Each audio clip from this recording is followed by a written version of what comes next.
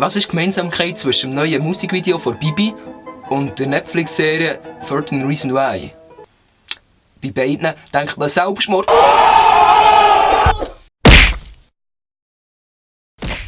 Salut zusammen und herzlich willkommen hier auf meinem Kanal. Das Intro war jetzt vielleicht ein bisschen unpassend, weil das Video ist für einmal ein bisschen ernster als jetzt die anderen, weil in diesem Video wollte ich mit euch über Mobbing reden. Und ja, jetzt erwarten sicher viele den Spruch, für 9 von 10 ist Mobbing okay. Ja, aber eben in diesem Video wollte ich ein bisschen ernster sein, auch wenn das vielleicht nicht so auf meinen Kanal passt, weil sonst die anderen Videos sind alle eher lustig gehalten und nicht so ernst. Vor ein paar Wochen war eine Fantasy Basel und dort habe ich mit ein paar Leuten geredet, Zuschauer vom Sebu von Steffi. Und die haben gesagt, dass sie eigentlich auch gerne YouTube machen würden oder schon sogar angefangen damit, aber dass sie es sich nicht wagen, weil sie in ihrer Klasse ausgelacht werden. Ja, und nachher habe ich die Netflix-Serie 13 Reasons Why angefangen zu schauen. Und da ist mir eigentlich wie zu 20 runtergefallen, dass ich das Video wirklich machen gegen Mobbing. Und ja, jetzt bin ich da und mache das. Aber ich habe ja noch nie so ein Real-Life-Video auf meinem Kanal gemacht, wo einfach ich vor der Kamera hocke. Das ist jetzt das allererste Mal. Und darum, wenn ich ein bisschen künstlich rede, habt Verständnis. Bei dieser Challenge geht es eigentlich darum, dass der YouTuber erzählt, wie er mal Mobbing hat erlebt oder wie er mal gemobbt hat vielleicht. Oder einfach, dass er ein kreatives Video dazu macht, nicht so wie ich, der einfach hier vor der Kamera hocke, einfach gegen Mobbing. Und das wäre mega cool, wenn ihr das alle mitmachen würdet. Und am Schluss von diesem Video nominiere ich dann auch noch Leute nominieren. Und bei denen seht ihr ja nachher sicher auf ihrem Kanal, ob sie so machen.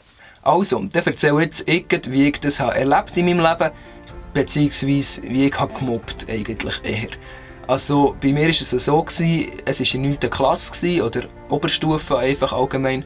Und dort hatten wir in der Schule einen Kollegen von mir gehabt, und der war halt dick. Und ja, wie es halt so ein bisschen ist in der Oberstufe, Kinder sind gemein, ich auch. Ich bin auch nicht wirklich besser, oder? Ja, und diesem Kollegen haben wir nachher ein Schlemperli angeworfen. Wir haben ihm gesagt, hey, du bist dick, hey, du stinkst und du bist dumm und du kannst einfach nichts.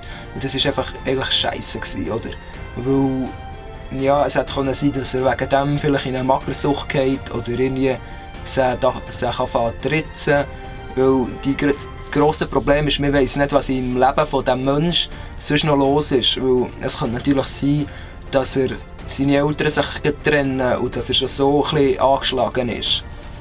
Bei diesem Kollegen von mir war es jetzt zum Glück nicht so, dass er in eine Magersucht geht oder so. Aber es hätte einfach passieren und das ist eigentlich auch verdammt gefährlich.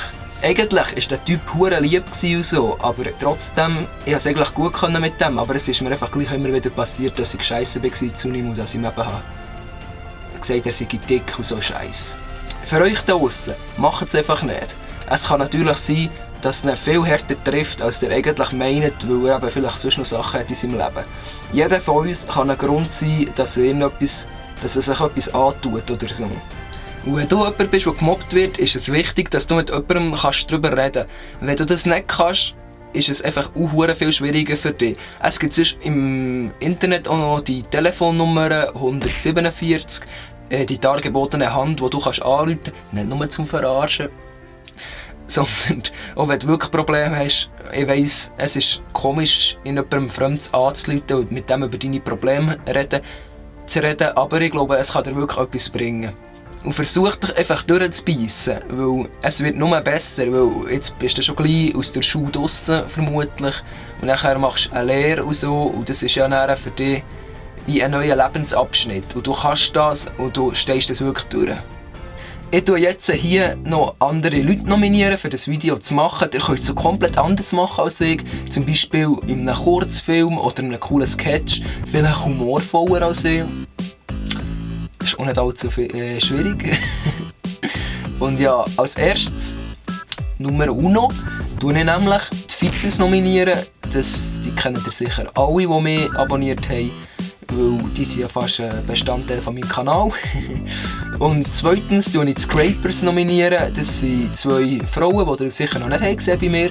Aber ich bin schon bei ihnen auf dem Kanal mal vorgekommen. Schaut doch schnell vorbei. Und ja, macht doch etwas, es wäre cool. Und als drittes nominiere ich noch den Mr. Elia. Der Elia, schaut doch bei ihm vorbei, er macht wirklich krasse Sachen. Und das war es eigentlich schon mit diesem Video. Und ich wünsche euch einen super schönen Mittag, Abend oder Morgen, je nachdem, wenn ihr das schaut. Und ja, dass das Video jetzt nicht so traurig zu Ende geht, sind nach meiner Verabschiedung noch ein paar lustige Clips oder so. Ciao zusammen und habt einen schönen Tag!